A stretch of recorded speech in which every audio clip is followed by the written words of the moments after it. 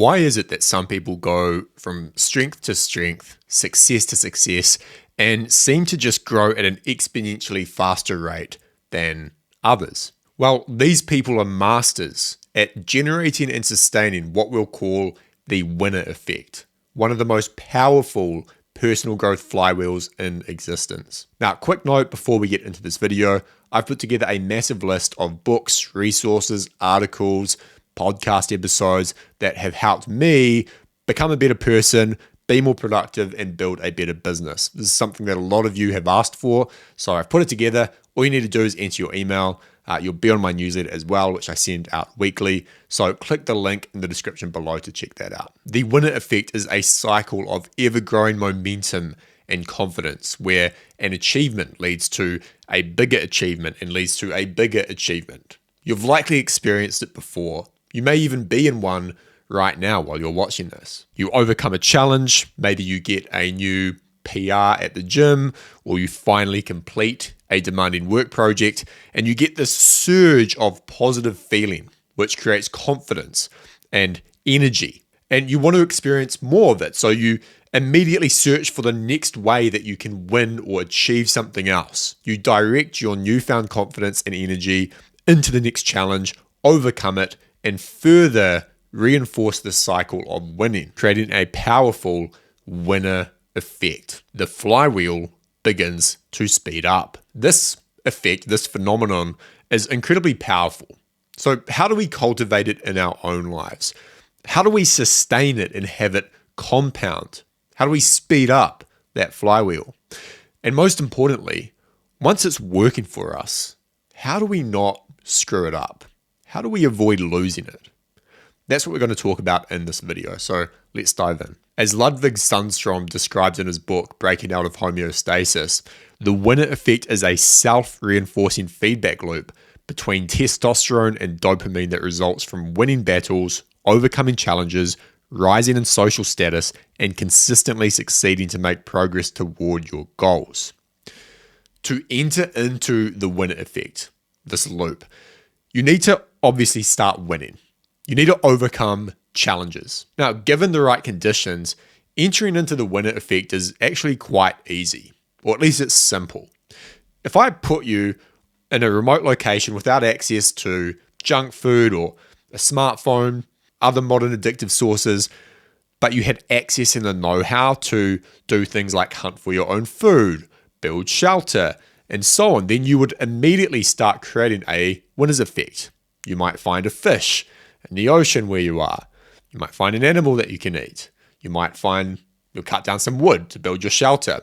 You'll do these tasks and you'll get a surge of positive energy that comes from achievement, right? And that will compound, hopefully, assuming you can find more food and find things to build shelter, which in this hypothetical scenario, you can, so it's okay. You would enter into a winner's effect. You wouldn't really have a choice if you want to survive. The problem is that we're not in this situation. We can go entire days, weeks, and months without embracing any sort of intentional challenge and overcoming it. We can numb ourselves with social media, with junk food, and other stimulating activities that satisfy our dopamine cravings and keep us stuck in the stagnation loop. And that is what we want to break out of. We want to break out of the stagnation loop, which gets us nowhere, into the winning loop, which continues to speed up and expand and compound and take us to greater heights. So how do we do this? Well, the first principle is to start small and embrace incremental, holistic winning. Now, there's tremendous value in taking an anti-incremental approach to things. Setting massive goals, taking on big challenges. It's something I've talked about before on the channel. There's value to setting bigger goals than you think you're capable of achieving. And if you're someone who already has the momentum, you're in a bit of a winner's effect, and you're a little bit dissatisfied with the speed at which you're operating, then this might be a good strategy for you to set a challenge, to set a goal that is much bigger than you previously have. But for the majority of people who are stuck in the stagnation loop, it's extremely difficult to do this. It's very hard to set a big goal up here while your behavior is all the way down here. You have no momentum. And so this just becomes some sort of dream and it feels impossible to get there. And practically it is. It's like trying to play level 10 in the game with level 1 equipment and skills. It's too hard. To get yourself into the winner effect when you have low or no momentum, you need to start small. And you must realize that the small wins you get today are crucial because the winner effect is something that compounds, right? It's easy to think that doing small little tasks or getting small achievements are insignificant, especially when you're comparing yourself to some other person on Twitter or Instagram who's doing amazing things. It's easy to think that you going for a 2-mile run is like nothing, but actually it's not, because those are the activities, those are the achievements that are going to have you enter into the winner effect and start compounding. They are contributing to a self-reinforcing feedback loop that gives you massive amounts of power, energy, and drive as time goes on. And so if you're deep in this stagnation loop and you have zero momentum, then your primary focus should be figuring out how you can stack wins starting today. It might be something as simple as cooking a meal for yourself or reading 10 pages of a book. That's what starting small looks like. When you get these small wins, when you do something, you cook a meal or you read 10 pages of a book, you feel this, small burst of energy.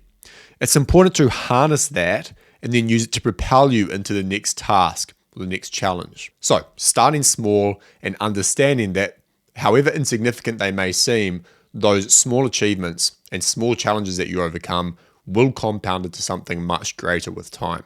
Now, I mentioned holistic winning. What do I mean by this? Well, the beautiful thing about the winner effect is that you can build it and cultivate it from multiple directions. It doesn't have to be only in your work life. You can win at the gym by breaking a new PR and then take that energy and use it to complete a challenging project at work, and then take that energy and use it to solve a relationship issue. Everything feeds into everything. Winning is like a generalized sort of feeling, and you can win in multiple domains. The winner effect doesn't really care where the win comes from as long as it's a win. And so while it's influenced by multiple domains, multiple areas of life, it also helps you go and win in multiple areas of life. It's influenced and it influences. You know when you're in the winner effect and the flywheel is spinning because your life starts to feel more like a state of flow. Everything seems to lead into the next thing. You have momentum. Like right now, it's 11 in the morning. I've woke up at 4 a.m., went to jiu-jitsu, I challenged myself, I overcame it.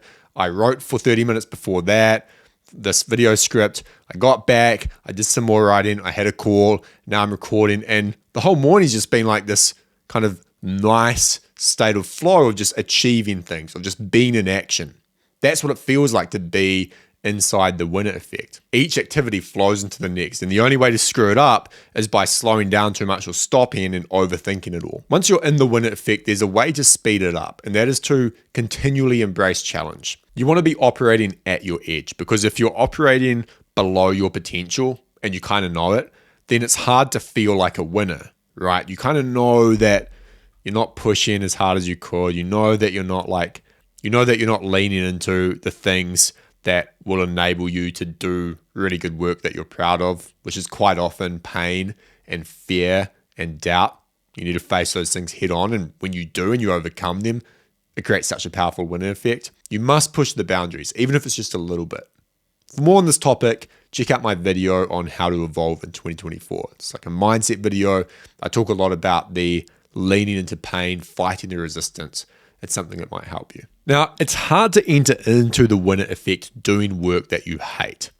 The resistance is so strong with work you actively dislike that it can feel practically impossible to surmount. And usually it is. But as I mentioned earlier, the winner effect benefits from winning in any area of life. So even if you're working a job that you hate, you can still get yourself into a winner effect by making progress on a side project or a hobby or some sort of physical pursuit. You may even find that this helps you hate your job a little less because you build more confidence and momentum in general, and you can start seeing an exit strategy.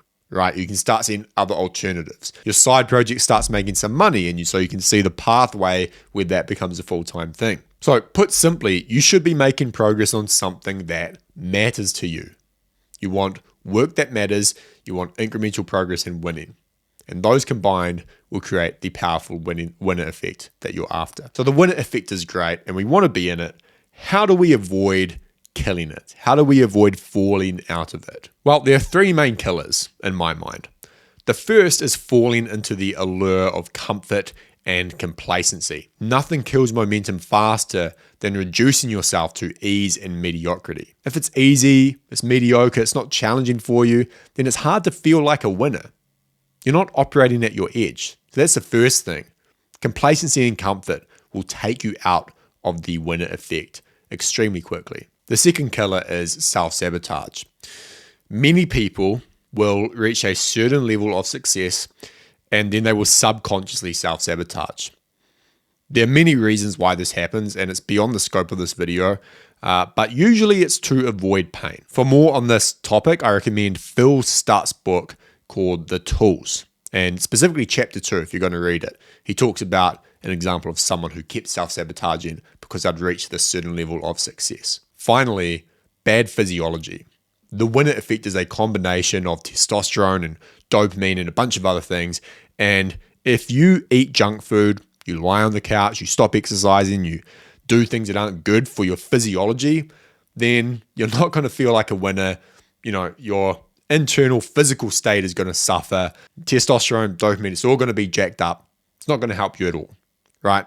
So complacency and comfort, self-sabotage, and physiology. Now, to end this video, I want to share just a bit of a footnote, sort of a caveat to this whole idea of the winner effect. When you create a powerful winner effect, it's possible that your energy and confidence cross the threshold and become delusion and ego, right? Hubris. Because the feelings that you get inside the winner effect are so powerful and they can cause you to make decisions that you otherwise wouldn't make if you weren't so confident and hyped up. You can see this in the world of trading or gambling.